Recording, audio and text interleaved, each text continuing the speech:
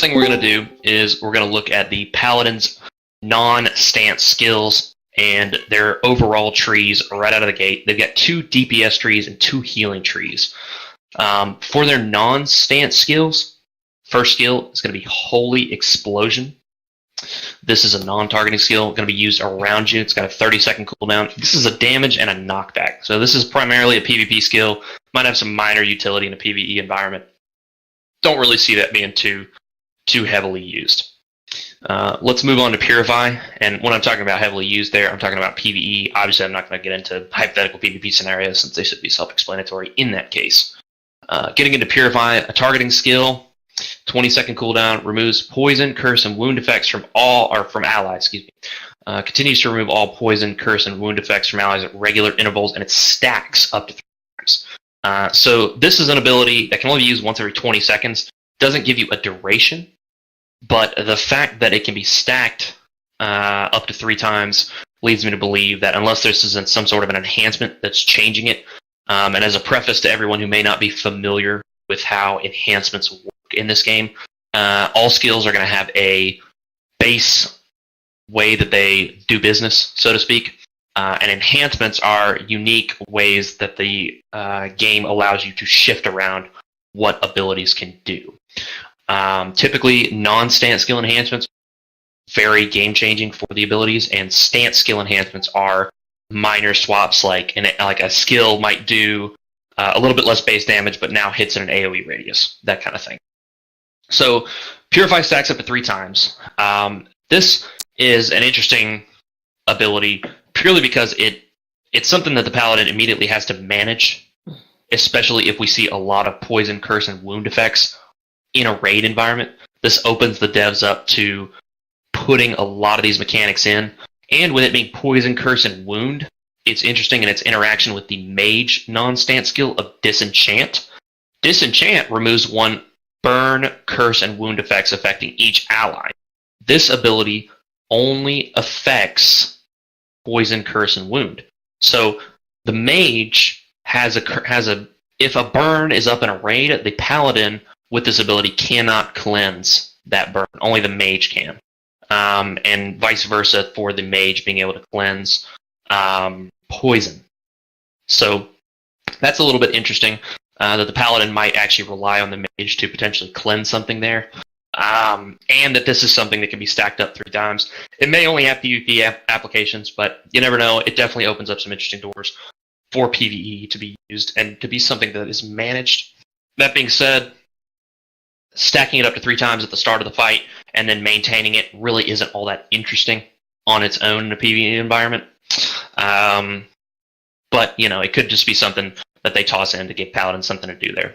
Next ability is Transcend, which has got a pretty spiffy cooldown at 90 seconds. I think that's the longest cooldown I've seen thus far. Just quick review of all the skills. 90 seconds is the longest I've seen so far.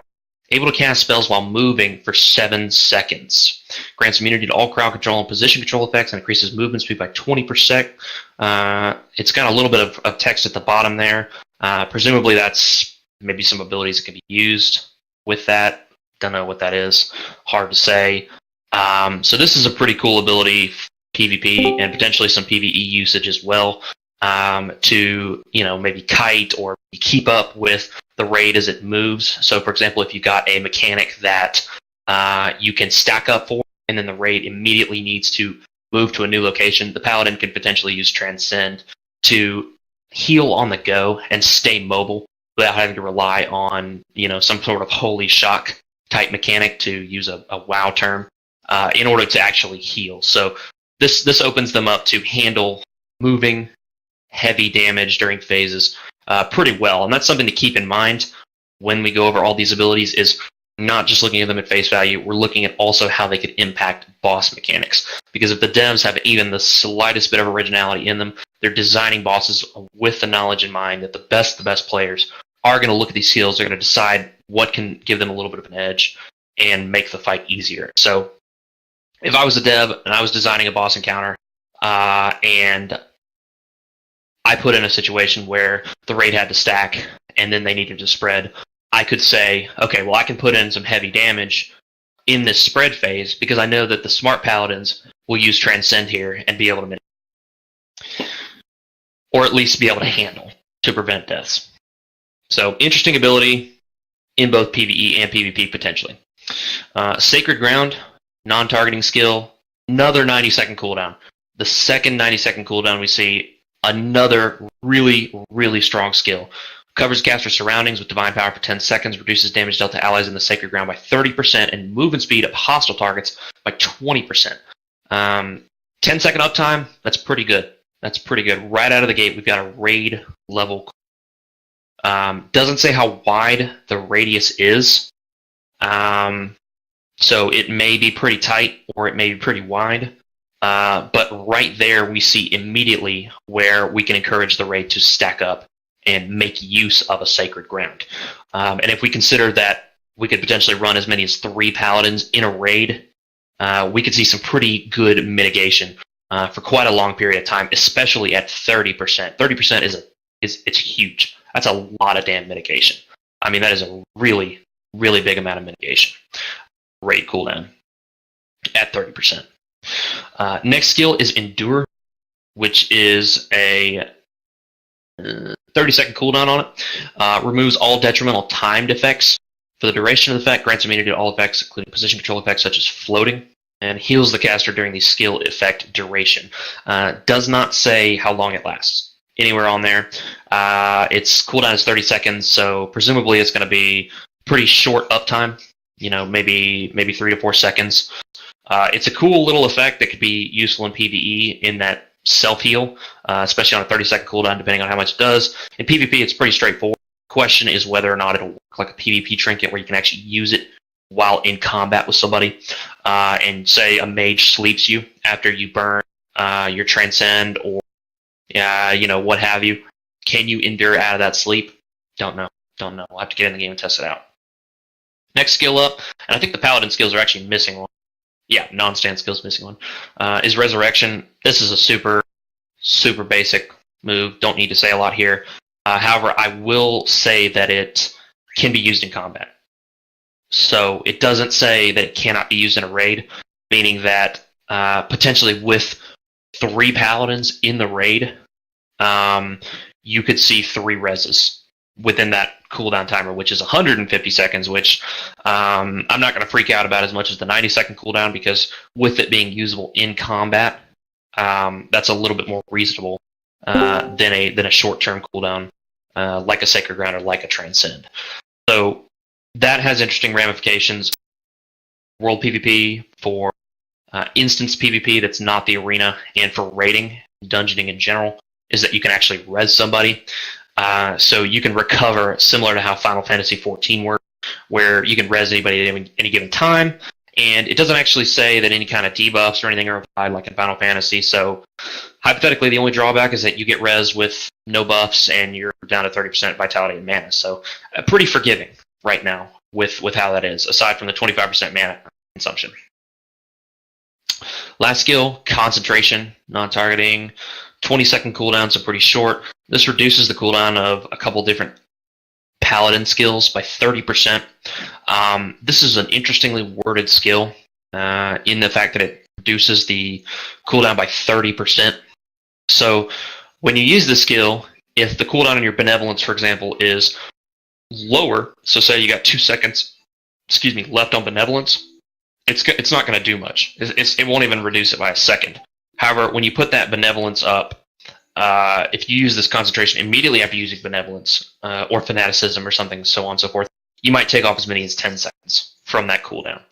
And this works similarly to what the Mage, the Ranger, and the Berserker have with an instant sort of resource obtain.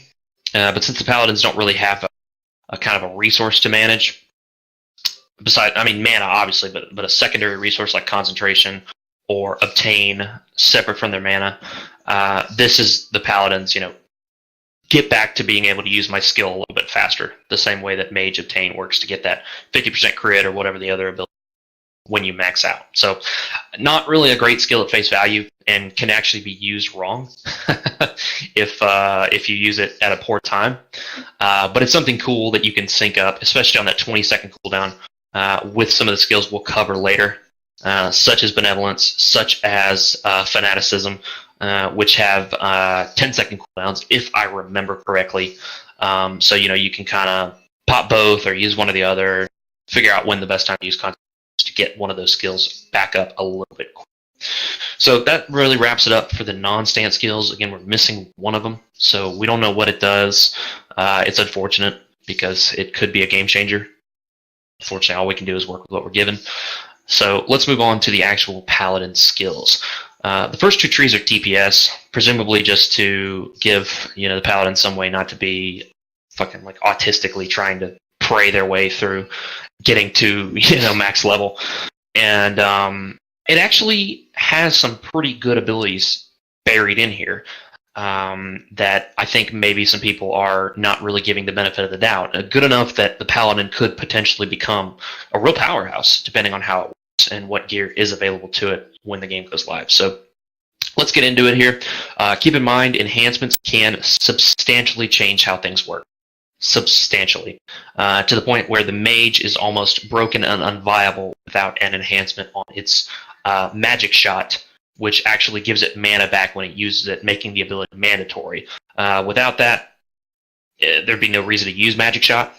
And without that enhancement, though, the mage can't maintain. It'll run out of mana, which you may have saw if you watched any of the streamers playing mage. You noticed they were running out of mana, and that was the reason why. So there's no guarantee there isn't a mandatory skill in here due to an enhancement, but unfortunately we just can't.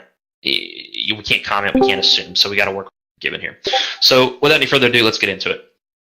DPS tier 1, 1/1. First move is Strike. Super basic. It's got a 1.5 second cooldown.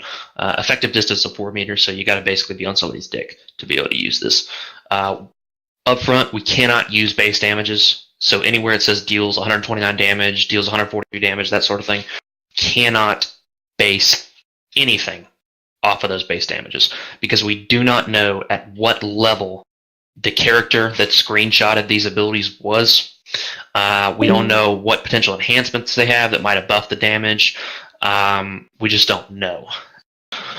So anyway, we don't know what enhancements could potentially change up things, and we don't know at what level any of these were looked at, so we can't look at an ability like Verdict and say, wow, Verdict does 476 damage, so it's 10 times better than Penalize, which is a finisher in 1/2, just because it deals more damage at face value, even as only a tier 2 skill. We just can't use those base damages. So first combo, Strike into Rapid Strike into Chastise. For anybody not familiar with how cooldowns work, typically cooldown lockouts will occur at earlier tiers, not in the third tier. So third tier abilities are not usually going to have a cooldown. Usually you're going to see lockout in second tier, and that'll prevent you from going back down that tree. So don't get confused there thinking that you can use the third tier ability, because in order to use any of these moves, you must use them immediately after using that move in combo. So if I want to use Chastise, I've got to use Rapid Strike first. I cannot get to Chastise without Rapid Strike. So Strike, Rapid Strike into Chastise. Chastise deals some damage to the enemy. If the enemy is already affected by Divine Punishment or Smash effects, other nearby enemies will gain this effect. So here we've got a dot spread. Right out of the gate, we've got the Paladin's doing some more stuff than at face value. So that's interesting. Something to keep in mind moving forward here. Second move, second combo, Verdict, straight up damage. Straight up damage, baby. And it's got a knockdown on it with a 1.5 second cooldown. The Paladin could potentially knock somebody down over in here with a 1.5 second cooldown. I don't know how this is balanced at all. That's crazy. That's crazy, right? I mean, you can just knock somebody down over and over again on a 1.5 second cooldown. Now, there are DRs in the game, so for anybody immediately, with warning signs going off in their brain, presumably you would eventually get DR'd out, and this isn't going to be something that'll work like this. But as of right now, deals 476 damage to the enemy and knocks them down. So 1.5 second cooldown. Wow. Shots fired. Third tier, finisher, Conviction. You fly at the fallen enemy that you just knocked down, dealing some damage and reducing its movement speed by 20%. So this is a real real pinch hits slap on somebody that's fucking with you. You knock them down, and then you reduce their movement speed, and you can pretty much get away. Doesn't say how long the movement speed reduction lasts, so we can only speculate how much of a gimp hitting somebody with conviction is. However, since you can use it basically infinitely with your strike, because based on the way that all the mechanics work together, we can surmise that there's a 1 second GCD, meaning that by the time you've striked and use verdict and use conviction, that whole combo is back up. So that 1.5 second cooldown, provided you're going down your tree, basically has no cooldown. So you can use strike, verdict, conviction, strike, verdict, conviction, strike, verdict, conviction. So as of right now, that's spammable, and that's pretty fucking nasty. You want to talk about shitting on somebody's dreams? If a berserker is trying to train your ranger or your mage, and you as a paladin are just sitting on them, you're fucking their day. You're fucking their day bad. Really bad. Yeah, there is a mana cost, but given how the other classes work, I'm going to go ahead and say that strike will restore some of that mana, or you'll use prayer in some of the other skill trees to get that mana back. So yeah, that's a good point, though. Mana would be really the only thing that locks you out, but given that you could do this 3 or 4 times in a row potentially before running out of mana, that's more than enough time to probably secure a kill. The AA chain gives mana once skilled into it. Okay. So that lines up pretty well with what other classes are seeing, such as the magic shot for hunter, or excuse me, the magic shot for mage, and the prudent shot kind of stuff for ranger that they've got going on. So that's a lot of talking for the first tier of a stance, where all the other classes so far really haven't had much to say. So right out of the gate, the paladin's got a fucking nasty toolkit, and we're not even into what the paladin's going to do in a raid environment. So let's get into 1-2. Retribution, targeting skill. It's got a cast time. So here we see our first cast time. It's got a 7-second cooldown, so this tree will be locked out for 7 seconds, meaning that you're going to need to probably go through at least 2 full combos. So you're going to need to use the retribution, and then you're going to need to use another combo tree before you can come back to this tree, based on how the lockout and the GCD works. It doesn't say it does damage to an enemy. It just says when used on allies, heals them. It's got an effective distance of 20 meters, so pretty long range ability. It's a free heal. We don't know how good it is, but it's a free heal, and hypothetically, it can be used on enemies too, so you can hit somebody from a little ways away. This goes into Verdict, which does the exact same thing it does in 1-1. It does some damage and it knocks the enemy down. This then goes into Sacred Verdict, which for some reason has a cooldown in the finisher rather than Verdict. This is a little weird. Like I said, we usually see this in the Tier 2 skills rather than the Tier 3. I guess this is to give you access to a Verdict, potentially, if you just want to really continue just pissing someone off. Just knocking them down over and over again. Sacred Verdict, 10-second cooldown, meaning that if you come back to Retribution and use it again, you will not be able to use Sacred Verdict unless you wait another 3 seconds. So basically, you're going to have to use 3 combos before you can do this Sacred Verdict again. Sacred Verdict deals some damage to the enemy and immediately applies 3 stacks of Divine Punishment and 5 stacks of Smash. The damage will be increased to enemies with Divine Punishment and Smash applied. So the way that I'm reading the wording here isn't that Sacred Verdict is going to do more damage to enemies with these targets applied. Basically, it's going to do... What's going to happen is that when you have these applied, you're going to do more damage to them. So you can use Sacred Verdict to put this up, and then you can use Chastise to spread it. And you will do more damage. But based on the wording here, it could potentially be the entire raid. So Paladins could potentially have a raid debuff in Divine Punishment and Smash, which, as we talked about with the Hunter, a debuff could make them better than other classes just by virtue of the fact that they can increase raid DPS and up. Which immediately out of the gate, we see a situation where a DPS Paladin could exist. Just based off of this right here. Now, they do not have the sheer base damages that we've seen on other classes. Just obviously, we can't use that as a demarcation, but we can look at it on a scale of all their abilities. But this is interesting to keep in mind, that they have this. So second option in this tree, Retribution into Execute. Executes back to the short distance, which real quick touching on Sacred Verdict, 20-meter distance. Meaning that you could be in fucking Africa and hit them with this. But it's gated by Verdict, which is a 4-meter knockdown. So you can knock somebody down and then run away and use Sacred Verdict. That's a little interesting since we've seen some abilities, especially in the Mage tree, that do not seem to synergize, where it encourages you to push them away and then run into them and use an ability. So Paladin looks to be just upfront a little bit better designed and a little less janky. Anyway, back to Execute. Attacks the enemy, dealing some damage. Additionally, if the enemy has the Branded or Verdict effect, 2 more unique debuffs that we have not seen to this point.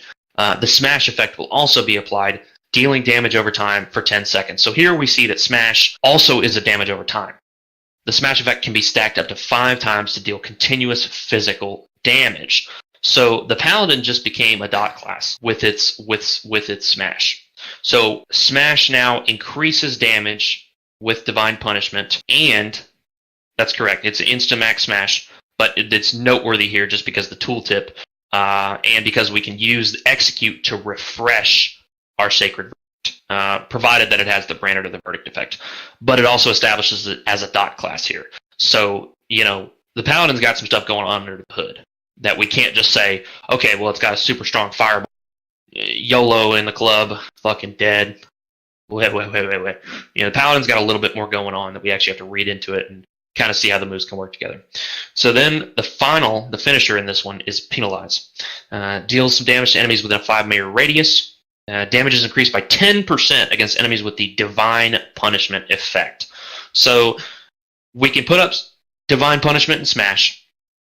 We can spread it with Chastise, and then we can run in there and we can AoE Penalize. We've just given the Paladin the tools to AoE DPS. We've given the Paladin the tools they need to be competitive in an AoE DPS environment. So immediately, as my thoughts going through this tree is, as we get further and further down, we're only 2 trees in, and the Paladin already has as many tools as all the other classes do. And we're only 2 trees in. The Paladin is much compact with what it can do.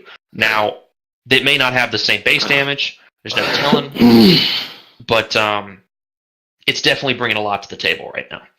1-3 is, and usually for anybody that's not aware, the third combo trees are usually a little bit less damage or spam focused. They're usually more buff related, that sort of thing.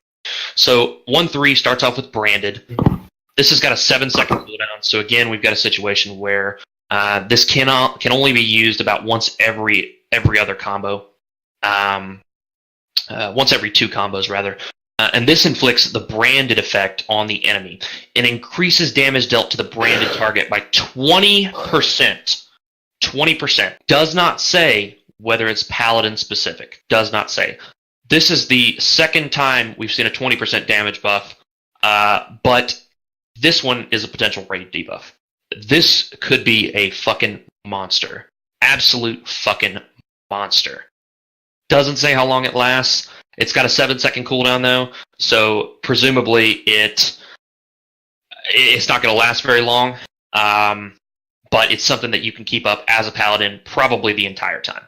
So Paladin, if they sit on somebody, is looking like they can really fuck them up, or at the very least, potentially make it super easy to fuck up for your allies. Branded can go into Armor of Insight. 15-second cooldown, meaning that if you use this combo a second time, you're going to be locked out from Armor of Insight, and you're not going to be able to do it. So, Armor of Insight reduces magic damage taken by 50%, provides immunity when snare, root, and position control effects for 6 seconds. I really like this ability because it's preventative. And as I'm sure many of you have heard me talk about before, preventative is always better than reactive. It's always better to preempt the damage than it is to react to the damage. So here we have a situation where a Paladin could say, okay, we've got a big magic damage attack coming up here. Let's go ahead, pop my Armor of Insight, get in there, and soak this shit. Alternatively, this opens up a situation where the Paladin knows they're about to be the focus of a hard swap in a PvP environment. They can pop Armor of Insight and really deal with it very well. So, for example, if they're monitoring the mage and they say, okay, he just got his 50% crit buff, okay, he's hard swapping to me, boom, Armor of Insight. You've just severely mitigated him and prevented him from doing anything. Or if you're managing where his cooldowns are at, you can plan for that sleep. You can say, okay, the sleep is coming, the sleep is coming, the sleep is coming. Armor of Insight, deal with it. Really solid move here on that short 15-second cooldown. 50% damage reduction. That's crazy. Push to talk, please, people. Absolutely crazy there. So, second option, Brandon can go into Prayer. 10-second cooldown, meaning, again, you can only use this every other combo. That's a little bit weird of a lineup. It would mean that you need to hold your Branded for 3 seconds before you could use it again to get this mana restoration.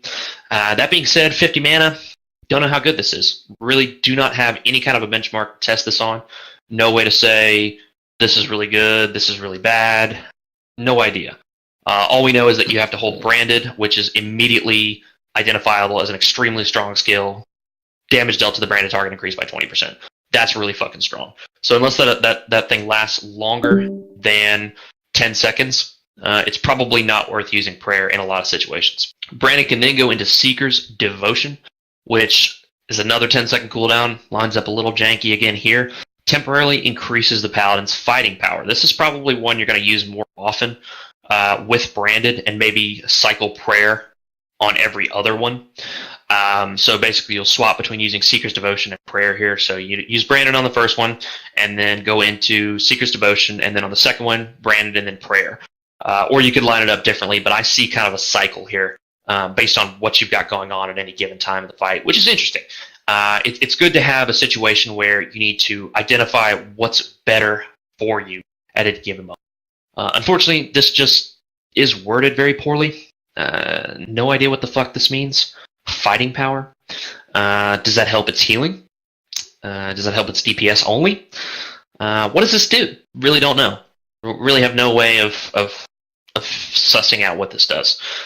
So there's no way to make a good verdict on it. Pun semi-intended. So this brings us into our second DPS tree, which 2-1 starts out with Verdict, which we've seen before. Leads in with a 7-second cooldown. Once again, this is a damage and a knockdown. 4-meter distance, so pretty tight. Real quick, actually cycling back to the Branded effect, 25-meter distance. 25-meter distance. So you can use this thing at pretty fucking good range. 25-meter distance is better than any of the mage skills or hunter skills at 5-meter at a 5-meter deficit on their skills. So this thing's got a pretty hefty range. So that's worth noting. 2-1 Verdict. Seen that before. This goes into Judgment, which again we see the 25-meter distance, which is a little janky in the way it lines up with Verdict being so close. So you have to be basically sucking their dick at 4 meters and then pop back to 25 meters to make the best use of this effective distance. But it's there. So this deals some damage to the enemy and applies the Divine Punishment effect for 10 seconds to enemies affected by the Branded or Verdict effects. Divine Punishment effect can be stacked up to 3 times. So this Divine Punishment is the same thing we saw previously in Sacred Verdict. So in order for this to happen, the enemy needs to be affected by the Branded effect, which we see from our 1-3 and our 2-3, which you should be basically using on cooldown, or the Verdict effect, which we get from... Have we seen Verdict yet, actually? I don't think we've seen Verdict, so we don't know where that comes from yet. But Branded should be up pretty much all the time, so this is pretty much always going to put up your Divine Punishment and be another way to refresh that damage buff on Divine Punishment. This then goes into Sacred Verdict, which we've seen before. 10-second lockout here as well on Sacred Verdict, meaning that, again, the way it lines up is a little janky. So if you use Verdict, Judgment, and then when this comes back up in 7 seconds, you may not quite be able to use that Sacred Verdict up immediately and may have to hold yourself for a second or two. Sacred Verdict does the same thing it's pretty much done before. It applies 3 stacks of Divine Punishment, 5 stacks of Smash. kind of lackluster here in the sense that we can apply these debuffs elsewhere. That being said, it's another way to do it, and it's probably one of the Paladin's few abilities to deal damage. So nothing wrong here, but nothing really outstanding. It's kind of weird that Paladins don't have 3 sets of combos here. Makes you wonder if something's missing, but there's no call-outs that anything's missing. So Paladin's a little more compact. Option 2, Verdict can go into Conviction. It does the same thing it's done before. You fly at the enemy, dealing 645 damage and reducing its movement speed by 20%. Again, on a 7-second cooldown here. So, very spammable on these abilities. Very spammable, reducing this movement speed. Got a lot of different ways to do it. You can do this better so far with the 1-1 tree.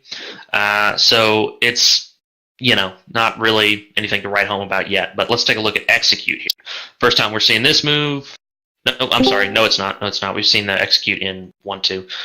Execute attacks the enemy, does the same thing it's done before, applies Smash. So really kind of the same thing we've seen before here, just in a sort of different order, with a little bit more packed into one tree in what it can do. We're missing Penalize from the first stance here, which is a little bit penalizing. Pun very much intended here. Because that's a really strong move, as we established, for AoE. Meaning that if you're picking this tree, if you're picking this stance, you do not have that super powerful 10% damage AoE there. But you do still have all of your dots and potentially a pretty good way to put them up. But we'll get to that in a little more in a second here. So 2-2 opens up with Chastisement Chain. 20% mana consumption. So this thing is, pretty good mana consumption. All these are pretty good mana consumption, really. But 7-second cooldown again here. So one thing to note is with these 7-second cooldowns in this stance, if we were to only run with DPS 2 and then maybe like a healer one, we could not use all 3 of our DPS cooldowns back to back to back. Once we got into our initial set of cooldowns here, because the third stance has got a 7-second cooldown, meaning that we would have 1 second of downtime if we were only using this DPS tree. We'd have 1 second of loss. Not insane, not critical, but something to keep in mind that you got a little bit of a deficit there. Chastisement Chain, effective distance 15 meters. That's pretty good distance there. Blocks enemy skill casting. Also applies the Chastisement Chain effect, which prevents the enemy from moving for 5 seconds. The Chastisement Chain gradually constricts the enemy and explodes, inflicting damage when dismissed. Holy shit. That is fucking nasty. On a 7-second cooldown? God damn. If you think you've seen control from any of the other classes, you're fucking out of your damn mind. Paladin is fucking nasty with its level of control, with its knockdowns, with its mix-ups. Chastisement Chain, you got a Berserker on you. He's sitting there. He's whipping his big old fucking axe around at you. Boom, you block his skill casting. Because that skill means anything he's doing. That includes spells, so you block him up.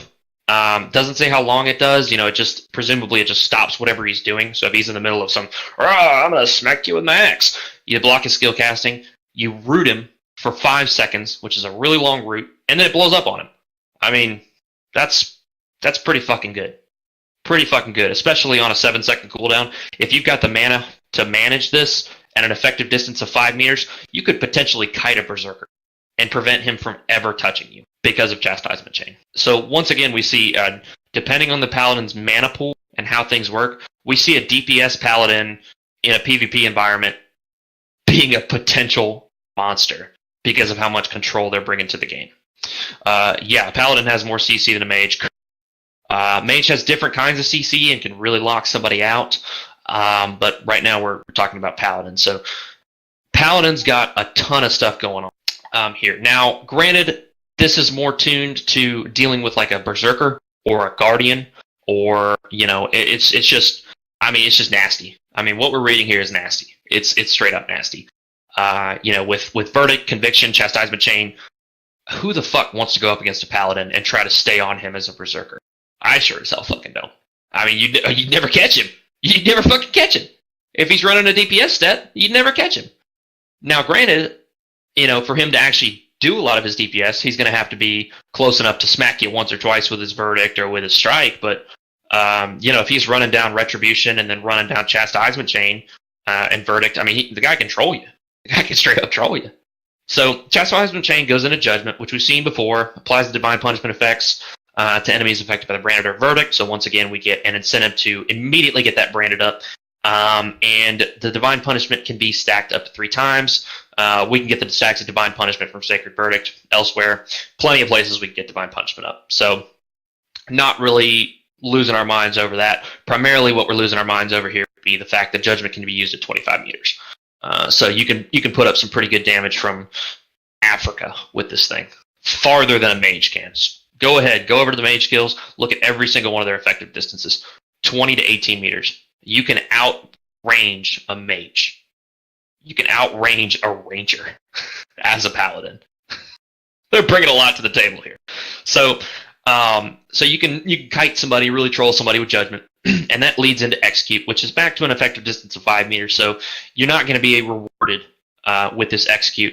But something to keep in mind going through all the paladin trees is unlike every single one of the other classes where it's 1, 2, 3, 1, 2, 3, 1, 2, 3, get to your finisher, get to your finisher. The paladin doesn't need to use its finisher. The paladin breaks the mold consistently, and we're going to see this in the healing tree too, is you don't have to use that third skill. You don't have to use that second skill.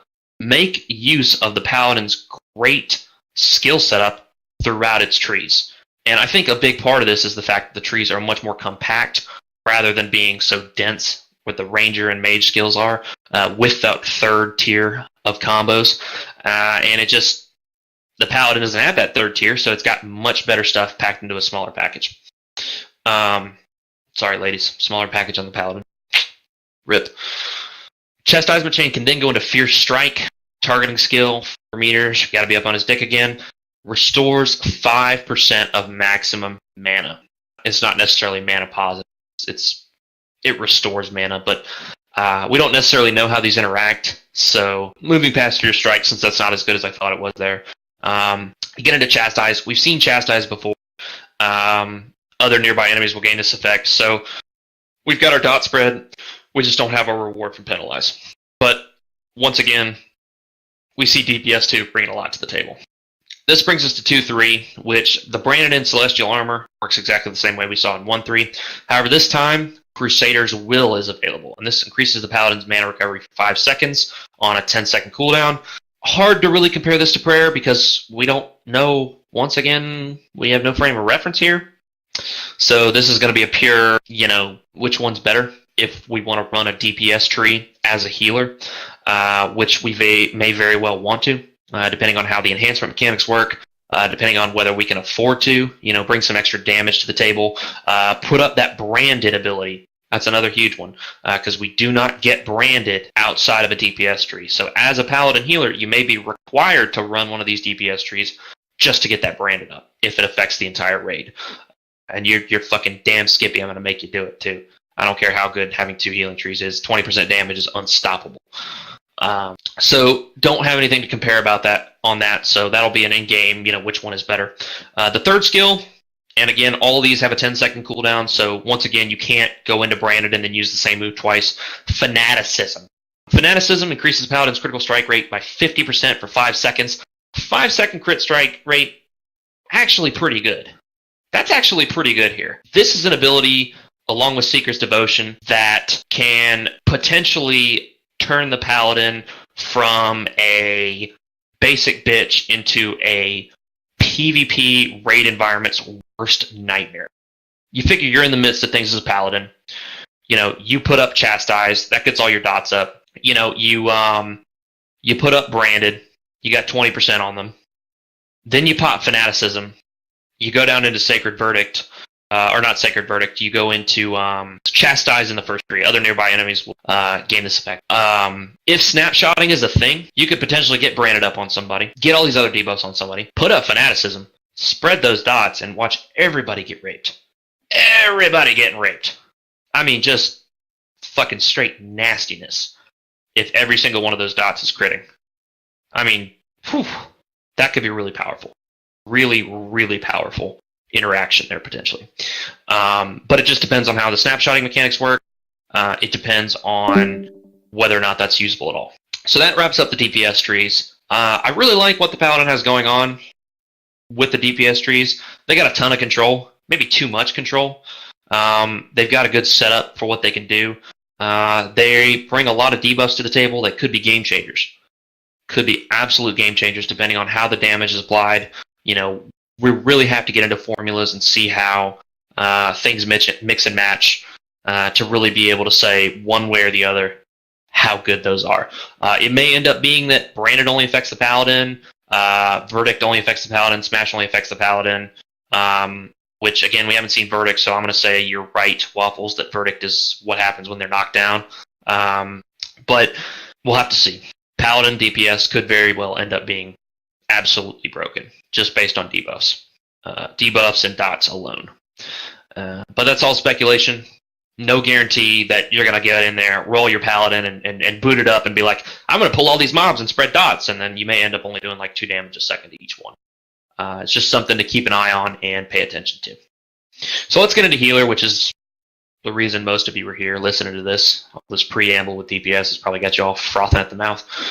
Healer 3-1 opens up with a healing beacon, immediate 7-second lockout, so we're back into the situation where we can't use this combo set every other one.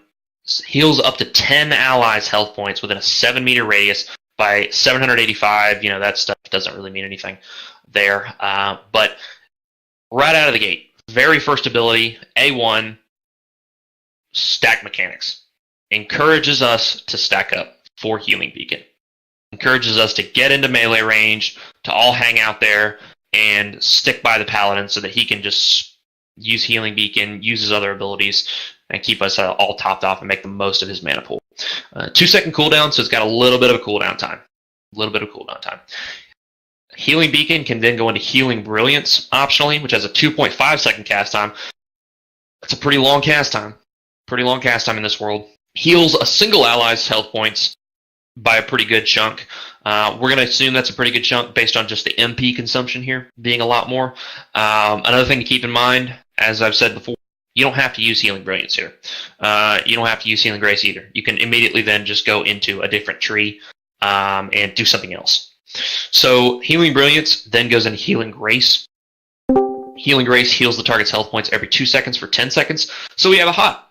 So if we get through Healing Brilliance, you know, the tank's taking some heavy damage, we are rewarded with a very low mana consumption heal over time in Healing Grace that we can throw up for finishing this combo as an instant. So, you know, we finish our Healing Brilliance, we throw up that Healing Grace. So say, you know, somebody just took some heavy damage, we heal them up with Beacon, we heal them up with Healing Brilliance, and then we throw the Healing Grace on them. Something to keep in mind, though, since Healing Beacon can only hit allies within a 7-meter radius, this is immediately encouraging the Paladin to play smart and have good positioning.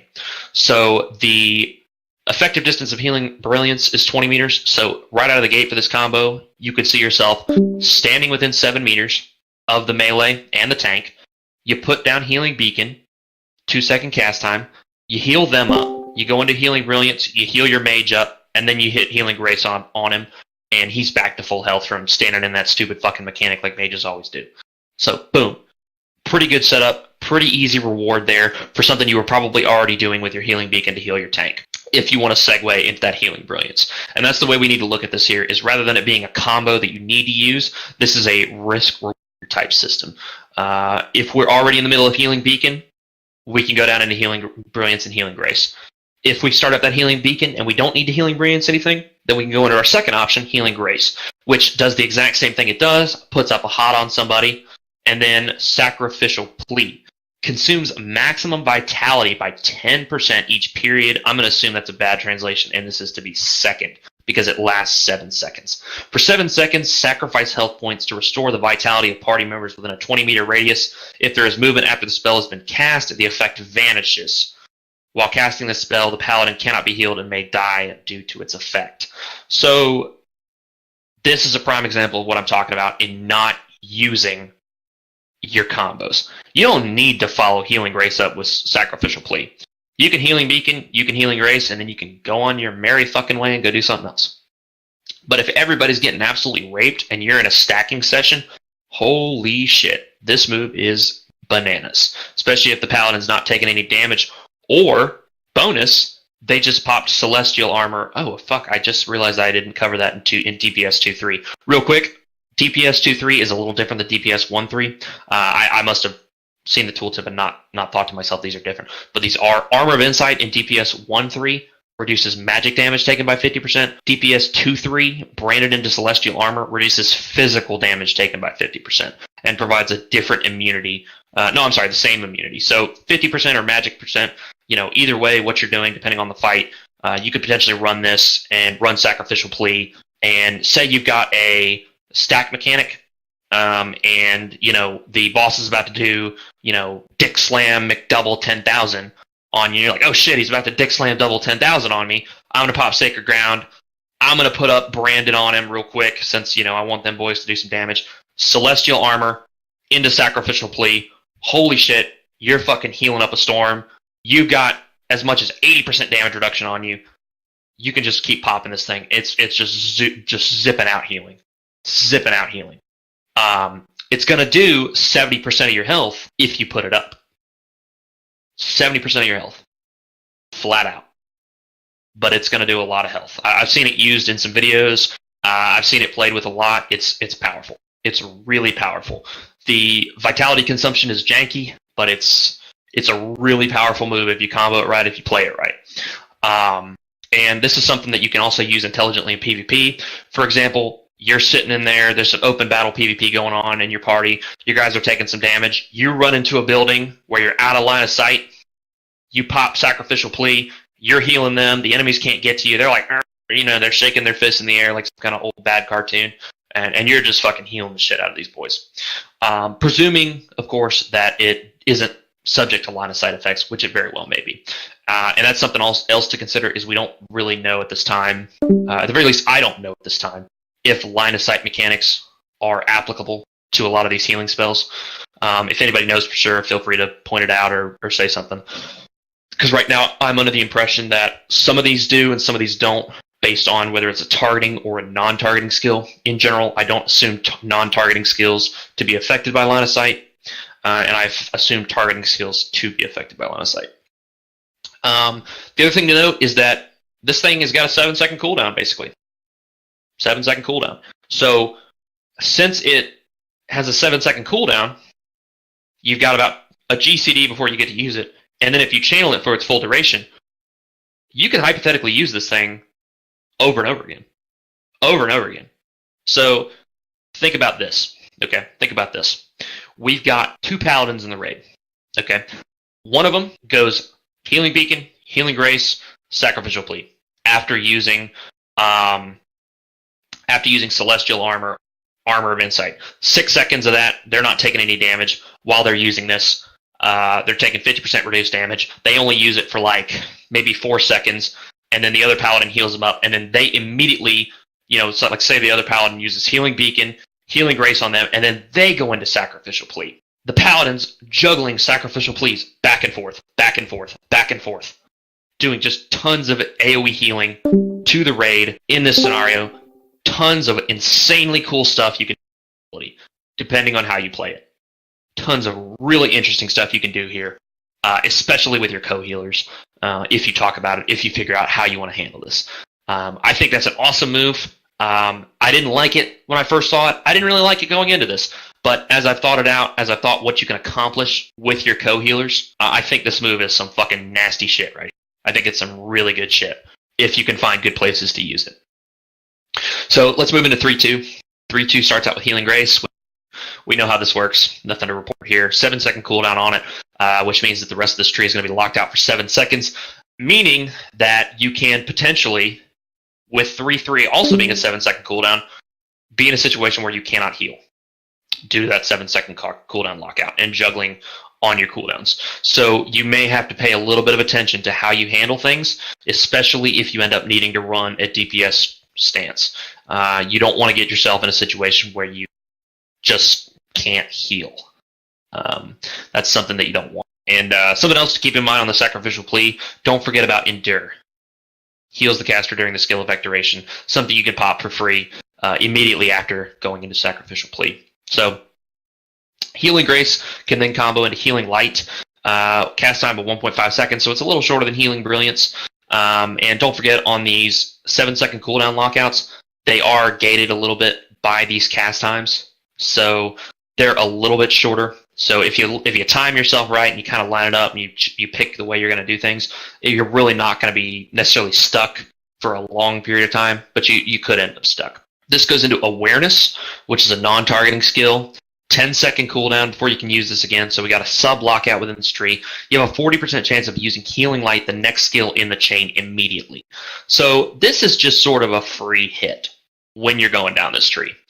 You pop down Healing Grace, you throw up a Healing Light, you slap Awareness, and you get an immediate chance of this next Healing Light being free. If it's not free, stop here. You don't have to cast the next Healing Light, or you can go ahead and cast it. It's up to you how this works out.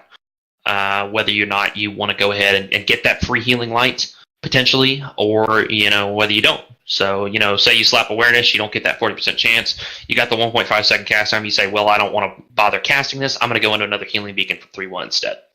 So, there's options here. There's encouragement not to just go straight down the combo chain.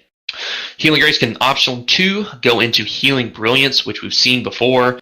Strong heal, strong cast time, strong everything.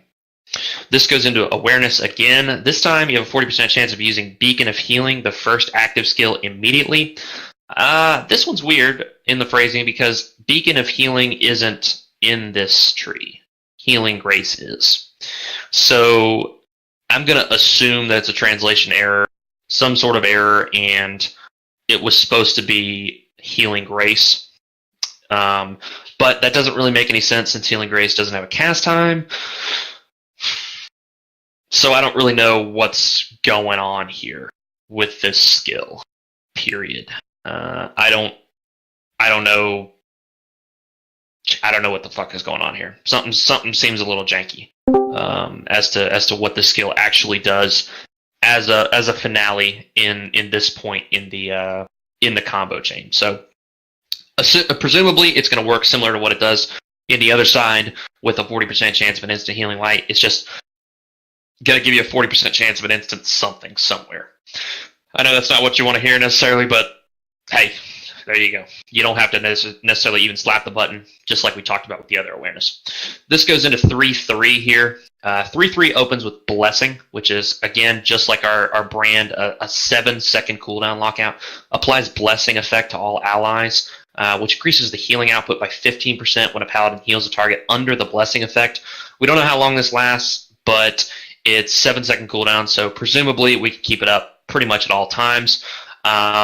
This is a pretty strong ability, and it contends with running the branded effect, particularly in the sense that it may be beneficial to have the Paladins alternate who's using Blessing and who's using branded, if one is worth using over the other and the raid can benefit from it, especially if it can be maintained on a 7-second cooldown. Pretty straightforward there, something to keep up at all times. Another effective distance of 25 meters. Super rangy on this Paladin, super rangy. The Paladins can do a lot from basically any distance. This goes into Oracle. 15-second cooldown for a certain duration reduces the damage the Paladin takes by 20%. This effect does not stack, and its duration will be increased by 2 seconds with successful shield block or resist. The duration increasing effect will be activated only once every 3 seconds. So this ability is what made people think that the Paladin could potentially be a tank, and it really can't, because it can only be activated once every 3 seconds, meaning that there's no feasible way to keep this up at all times. You could stagger it with either your magic or your physical resist. But the problem is you only get one or the other, so you'd have to kind of pick which one you want for each fight. It could be feasible. I mean, it could really be feasible. It depends on how it works when you get hit while casting something. If you can mitigate well while casting. Because if you can't, then a lot of your skills here are dead in the healing tree, so there's no reason to have this in any kind of a tanking capacity if that's the case, if you can't dodge, you can't block, you can't parry while you're casting, which is usually the way it goes, because that just makes sense, because if I'm casting something, I can't block something. But it's a really good spell in the sense that, again, it can be used in a sacrificial plea situation. Well, actually, no, it can't, because it's only a 2-second uptime. So this is very much a deal with something right now kind of thing, especially being gated by another skill. This skill's pretty hard to use, pretty tough to use in a lot of situations. This is a very much a, based on what's going on, I happen to already be using Blessing, kind of a deal. It's really tough to do something with only 2 seconds of uptime. That's a really small window. I mean, you could game it and use it on, maybe like a single target ability. Like, for example, put up, Branded, and then put up Armor of Insight. You got 6 seconds of magic reduction at 50%. Then use Blessing by... Oh, I'm sorry. Did I misread that? This effect does not stack, and its duration will be increased by 2 seconds with successful shield block or resist. Okay. Okay. So it doesn't actually say how long it lasts. Okay. Yeah, that happens. I misread stuff sometimes. So thank you. Okay. So that helps it out a lot. That it's not necessarily 2 seconds. And then these tooltips are so janky that it's just there's no consistency to them. So this could be a better ability than what we just saw. It really just depends on how long it lasts. How long it lasts is really gonna drive the train, so to speak, on how good this is, and whether or not you are shield blocking or resisting a lot. I know that mages and paladins have a really high chance to resist, given the fact that they're int and wisdom users. So, night, Maddie. So it could be something good, especially in a PvP situation, to pop this. But I don't know how it'll shake out from a tanking perspective to make the paladin viable there. I don't see the paladin being viable in a tanking situation outside of maybe like a spellcasting boss. I think a spellcasting boss, the paladin could really fucking come in and do some good shit, depending on what's in the Guardian's full kit once we get into the Guardian and start looking at it. But short of a spellcasting boss, I don't really see the paladin being bringing much to the table in the way of tanking, but definitely can do something here with Oracle and Armor of Insight and just go soak a mechanic and just make it your bitch. Because you've got just an absolutely monstrous amount of damage reduction. It does say the effect does not stack, so it may not be usable in that way. But I took it to mean that it doesn't buff any sort of way on successful shield blocks. It only extends the duration. But it's these JP tooltips are so rough that there's no telling what that actually means it does.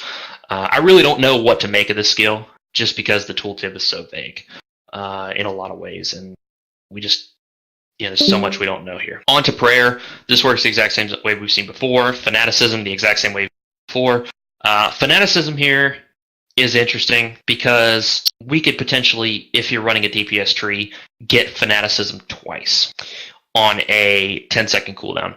Meaning that the Paladin, if you're not using an armor or a Crusader's Will or a prayer, and you don't have to use it, the Paladin could feasibly run almost 100% uptime on 50% crit. That's fucking wackadoo. That's pretty fucking wackadoo. I mean, especially when you consider what the Paladin is bringing to the table with DPS 2, being able to spread all of its dots.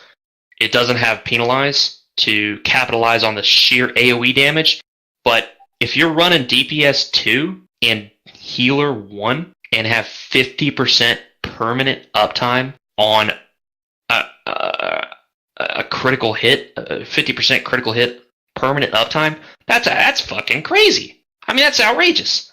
That's just stupid. So, a lot the Paladin has got going on that could really be game-breaking, once again, with access to 2 Fanaticisms in DPS 2 and Healer 1. I mean, that's just crazy. Anyway, so that's a pretty good tier. pretty good tree. I like what Healer 1 has got going on.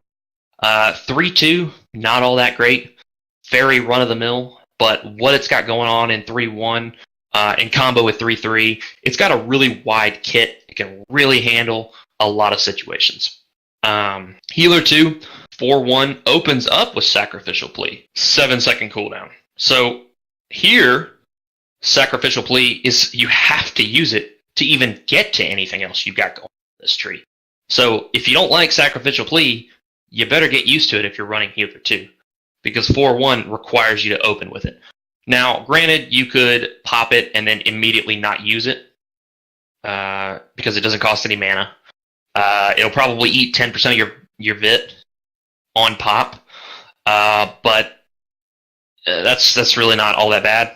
I mean, sucks if you're using it at a bad time, but I don't foresee anybody doing that, especially when there's so many mitigations you can put up prior to actually activating Sacrificial Plea, such as using Oracle and then Sacrificial Plea if you're running both of the healers.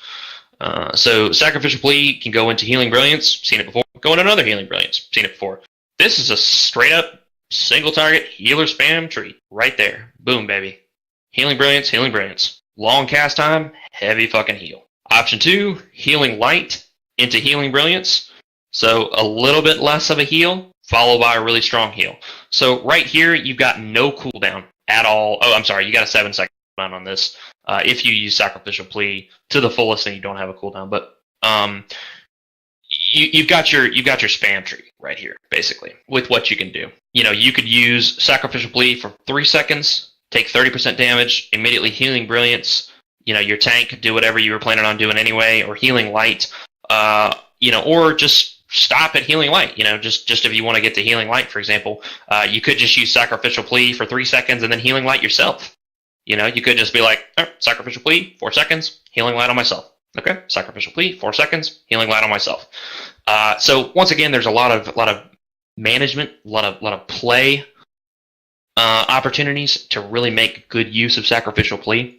And it's unfortunate if you don't like Sacrificial Plea, because it just seems like they're really laying it down that they want you using Sacrificial Plea.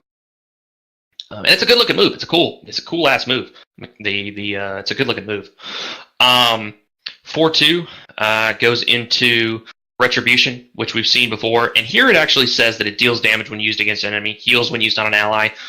We see some inconsistency in the tooltips, and we can either chalk this up to enhancements being different, just straight up wrong tooltips in some cases, or it just doing different things in different points of a combo or in different stances. And unfortunately, all we can do is speculate. My thought process here is that Retribution in 1-2 is going to do the same thing as it does here in 4-2, because it's just worded really weird. In 1-2, where it just says when used on allies, heals the ally. That implies it's a pretty implicit implication there that it can be used on enemies. So again, effective distance of 20 meters, pretty good range here. Pretty standard fare for what we've seen so far. Cast time of 1 seconds, 7-second lockout here again. So the entire healing tree, all healing trees have got 7-second lockouts. So none of these combos are going to be, I'm just going to cast heal. You're going to have to transition to doing something else, whether you like it or not. So Retribution can then go into Healing Light, standard fare, go into another Healing Light, very standard fare.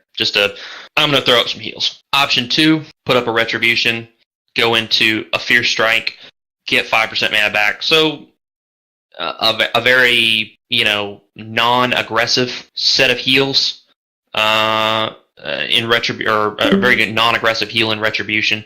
Into a Fierce Strike, maybe you just need something to do. So it's mana positive at that point with 0.5% of mana if you want to use the Retribution to heal. It gets you a little bit of restoration for something you were going to do anyway with Retribution. Obviously you're at a deficit. Well, you're at a deficit using Retribution, but I mean you're doing better than if you just straight up hard casted, a Healing Beacon or a Healing Race and then went down that tree. If you only need a little bit of slight healing, this is going to be more mana positive than doing something else. That's what I meant here, Waffles. I don't mean that it's actually mana positive, because as we established before, it's not. It is still mana negative. But depending on what else you're doing, it just might be a way to just kind of do something else. This then go into, yeah, that's true. Enhancements might buff it as well. It might make it a little better. Might restore 10% of mana, or might decrease the mana consumption. You never know. So this goes into Verdict, which feels pretty out of place in Healer 2, but is clearly designed maybe to be more of a PvP tree of some sort, or maybe just give you something to do here. But really, 4-2, not really crazy about 4-2, unless some enhancements really change up the way that something works here. Just seems to be weaker than everything we've seen thus far in what Paladin can bring to the table as a healer. Especially Verdict, no reason to use this in a PvE environment at all, period. In a PvP environment, might be good to have. Might be good to have if you're running Healer 2.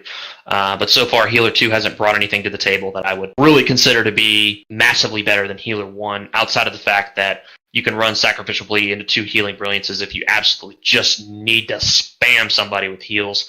But at a 2.5 second cast time and inability to move while casting, you're kind of a sitting duck in PvP with that Healing Brilliance. I mean, somebody would have to be blind to let you sit there and get off Healing Brilliances, especially in an arena environment. I mean, I could go to the grocery store and get back before you cast that Healing Brilliance. That's a long cast time at 2.5 seconds. I mean, really fucking long. So I just don't, so far, I'm not crazy about what the streak's got going. 4-3 opens up with Blessing. Same thing we've seen before. Tier 1, however, or the finisher for Tier 1 goes into Celestial Protection, which applies a protective shield that absorbs damage on an ally. This is a strong skill.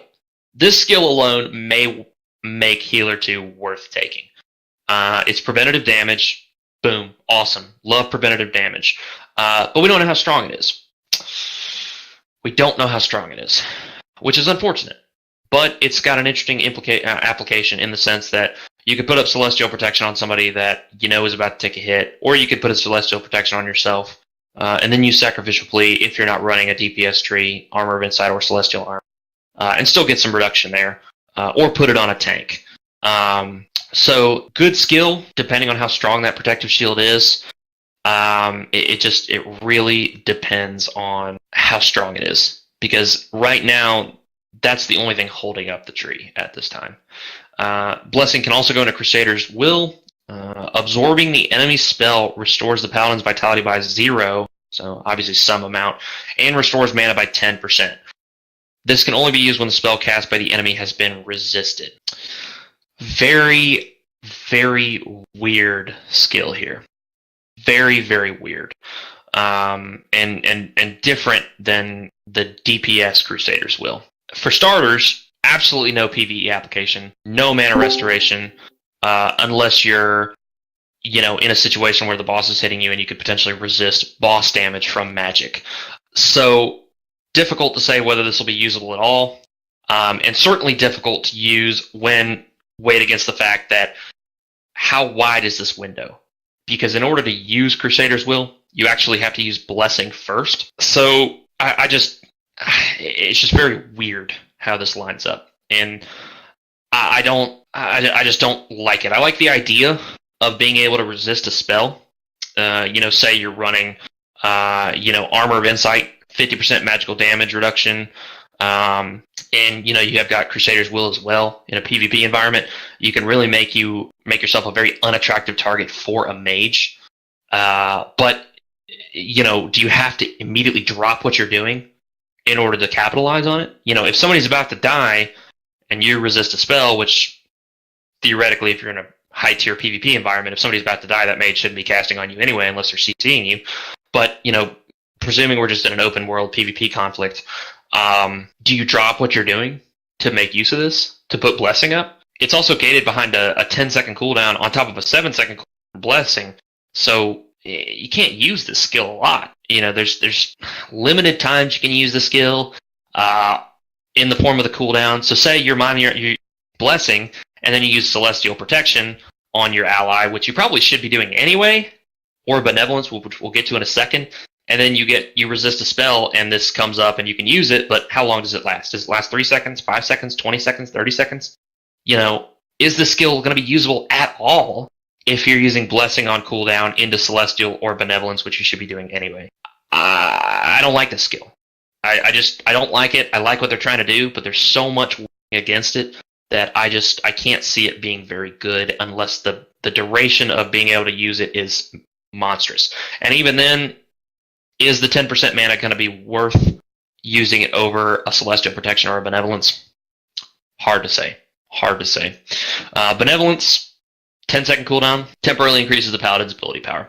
So this leads us to believe that Seeker's Devotion up at the top in 1/3 is only going to buff DPS. It's only going to buff DPS attack. This is probably going to help you in your spellcasting department. But that being said, we don't know how much it helps in the spellcasting department, or necessarily if it's even really worth it. Is a 2% increase to healing worth more than a Celestial Protection, where you could potentially prevent somebody from dying with that preventative damage rather than the reactive bonus of a little bit more healing? Hard to say. I'm inclined to say Celestial is more valuable on a day-to-day basis, unless you're going in with some sort of, super buffed up sacrificial plea that you really got to put up a huge heal on everybody. In that case, I think Benevolence could be a lot more valuable than Celestial Protection. But by the same token, if you're running this, Celestial Protection on yourself may be wiser just to keep yourself from dying while sapping 70% of your life. The other thing to note is that, just real quick, while we're talking about the dual possibility of running a DPS and a healing spec, the DPS spec for 2 has the physical defense reduction, whereas the DPS 1 has the magic reduction. And DPS 2 is the one with fanaticism.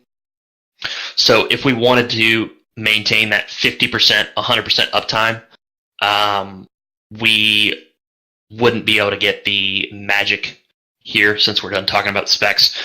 So I think a lot of what it's gonna come down to for what you run as a Paladin is how some of these buffs line up in the third tier. In general, coming off of the first 3 trees, I feel like the 4th tree is really lackluster, depending on how exactly Celestial Protection and Benevolence work. It's got cooldown lockouts all day, so it's got to have some support from Healer 1. It's, unless you just are using Sacrificial Plea to its fullest nonstop. It's got an entire side of it that's basically useless in a PvE environment with Retribution, Fear Strike, Verdict, unless there's some enhancements that make Fear Strike really worth it, unless you're just trying to find something to do, like we talked about. But ideally, we don't want that to be the case, so we would hope that ability is not a find something to do, it's something that you can kind of use in a different way. I'm just not crazy about 4-3, unless Celestial Protection or Benevolence really make it worth it to run Healer 2. Otherwise, I would say personally that running DPS 2 and DPS and Healer 1 are, you can get full uptime on your critical hit. You can get physical defense reduction by 50%, and you can get Oracle together. So you could potentially, if you were in a damage situation, you could really tank some heavy physical damage. If you needed the magic damage, you could swap it up to Armor of Insight. You wouldn't get that fanaticism full uptime, but that's there, so you can soak really hefty mechanics if you're going inside of a Sacrificial Plea. There's a lot that you could potentially do with the DPS 2 and the Healer 1 setup if you're a healer. If Branded and Blessing are raid buff styles, Paladin just became easily the best class to have in the game. You definitely probably want to bring 3 of them if they stack, because that's just nasty. Absolutely nasty. What Paladin is bringing to the table is out of control. The Paladin could easily be somebody that adds a ton of damage to an AoE situation, keeps dots up on the boss that increase its damage taken, and keeps buffs up on itself through Fanaticism, keeps buffs up on the raid through Blessing and Branded, and heals through the use of Sacrificial Plea, Healing Beacon, and some of it's HOTS. So there's a little bit of a interesting healing playstyle that it can do, or it can run both the healers and run just pure throughput on heals if those abilities don't interact. Transitioning a little bit over to the DPS side, Paladin's got a ton of really good stuff going on in the DPS department. Ton of good stuff. It could potentially, if depending on how dot stacking works, be the best DPS in the game. I could see that happening. If snapshotting is broken, then you could easily put up Seeker's Devotion, which we don't know how long it lasts. You could have Branded up. You could have Fanaticism up. You could have all the dots up, and then you could spread them and keep them up, if there's multi-targets, or just put them up all the time on a single target, and just be downright fucking nasty. And on top of the insane kit that it has, with its long-range moves, its perma knockdowns, and its only gate being mana consumption, a Paladin can really make somebody's life rough. Now, that being said, in a PvP environment and not a PvE environment, I do not see both the healer trees being viable to run, just due to how it functions. With as much control as you've got in the DPS, I would assume you're going to want to be able to put those up and manage somebody in an arena or a wide-scale PvP battle scenario, not to mention you're contributing some DPS and getting an Armor of Insight or a Celestial Armor, which are just fucking crazy good. Crazy good. Think about running a 2 DPS DPS 1 and DPS 2 Paladin. So that's where that could come in, where you could run, some really cool stuff, some really cool setups. For example, say you're running with a Berserker, and you're playing a Ret Paladin, which that's what we're going to call it for all intents and purposes, and you put up a Branded in one stance, pop your Seeker's Devotion, you go into the other stance, you put up your Branded on the other guy, you pop your Fanaticism. We don't know how long that Seeker's Devotion lasts. You got 5 seconds of Fanaticism. You immediately run into maybe like a Verdict Judgment or like a Retribution Execute and just fucking shit on their dreams. And then a Berserker comes in and takes advantage of 20% on 2 targets and puts up just some nasty, just dream-killing AoE on 2 targets with huge debuffs on them. And we still don't know necessarily if the Paladin's internal debuffs, such as Smash, such as Divine Punishment, are only Paladin-centric, similar to how the other abilities for other classes are going to be class-centric or not. We don't know. We don't know how they're going to impact the damage calculations that go into it. So, for all we know, having 3 Paladins up there, all put Branded, all put all their dots up there. Hell, the meta could literally be DPS Paladins. Run 3 DPS Paladins, 3 healing Paladins, and then fucking just stack those brands. Just stack those brands. So there's a lot of situations that presumably Neo is going to account for, and we're not just going to be able to break the game with Paladins. But this is something that we need to monitor. We need to keep an eye on, and we need to go in and we need to test, because with what the Paladins have been given, in addition to being the only role, the only class in the game that can fulfill a role, they've got a fucking amazing set of skills. Absolutely amazing set of skills. In a lot of ways that they can work together to do something great with them. The thought of 50% permanent uptime on Fanaticism as a Paladin, while doing 20% more damage, while everybody getting 15% more heals, and being able to tank something with Celestial Armor, and being able to heal everybody with Sacrificial Plea, fuck sakes, what can't the Paladin do? It can tank, it can heal, it can DPS. Out of the classes that I've looked at so far, in depth, the Mage and Ranger, Paladin seems to be in the best spot for doing just about anything in a PvE and a PvP environment.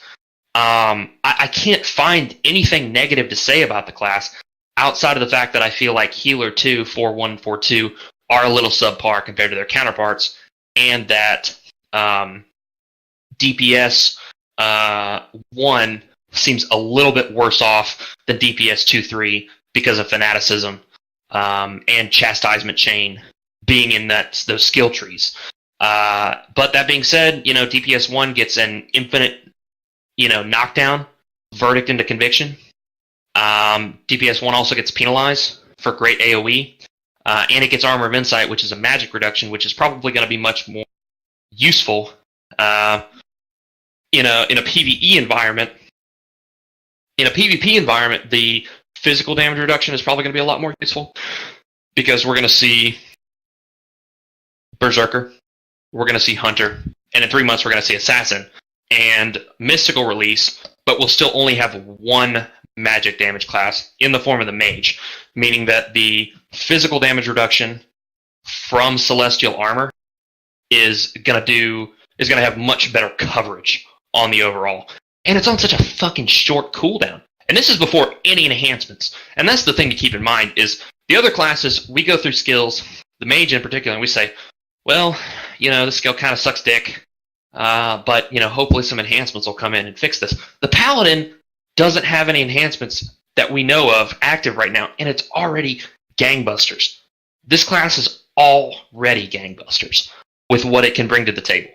And I didn't do this on any of the other talks on Mage or Ranger. I didn't go and sort of pontificate on how fantastic the class is, but I just cannot get over how well positioned it is for absolutely everything it could want to do. That's all I have to say on the Paladin. Let's touch base real quick on the non-stance skills, see if we have any thoughts on how they might interact. Everything's pretty straightforward. Great follow-up with Sacred Ground and what we saw in Sacrificial Plea. Awesome raid cooldown opportunity here. Really can stack up some nasty shit with Paladin. So that means they can really put in some interesting boss mechanics. Endure, really interesting skill to put up and be able to use. Get yourself out of a lot of stuff that's going on that might go on in a PvE environment. Just a great set of skills, and we're missing one. Touching real quick back on concentration, now that we know all of the skills, reduces the cooldown of Crusader's Will, Fanaticism, Prayer, Seeker's Devotion, and Benevolent skills by 30%. So let's look at these one at a time here. Crusader's Will. Crusader's Will increases the Paladin's mana recovery for 5 seconds in 2-3, or it's the weird absorption bullshit in 4-3 that I didn't like very much. So, okay, sure, whatever. Fine, okay, cool. Could be good for mana restoration. Reduces the cooldown time of Fanaticism by 30%. Suddenly, Fanaticism one of the Fanaticisms is no longer even gated by that 10-second cooldown.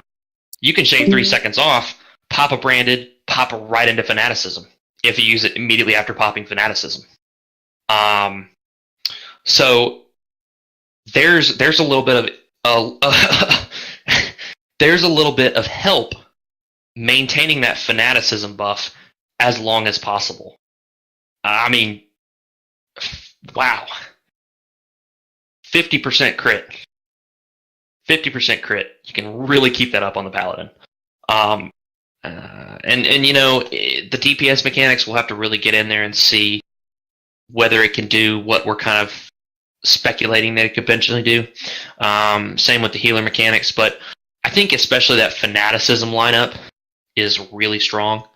I think based on what type of damage the boss puts up, the Celestial Armor is really strong. I really think Sacrificial Plea is going to be an awesome move if you can use it right. Paladin's just got a lot of stuff, a lot of really cool stuff it can do.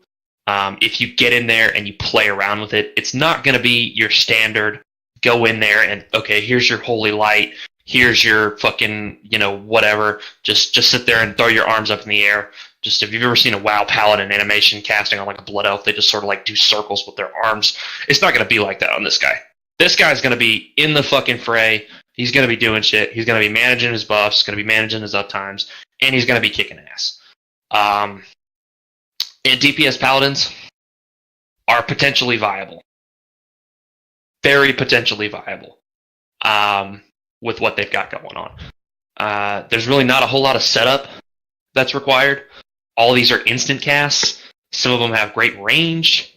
I mean, I'm just very impressed with the Paladin on the overall. So that's going to wrap it up for this. If you like this, don't forget to like, share, and subscribe, and check out my Patreon.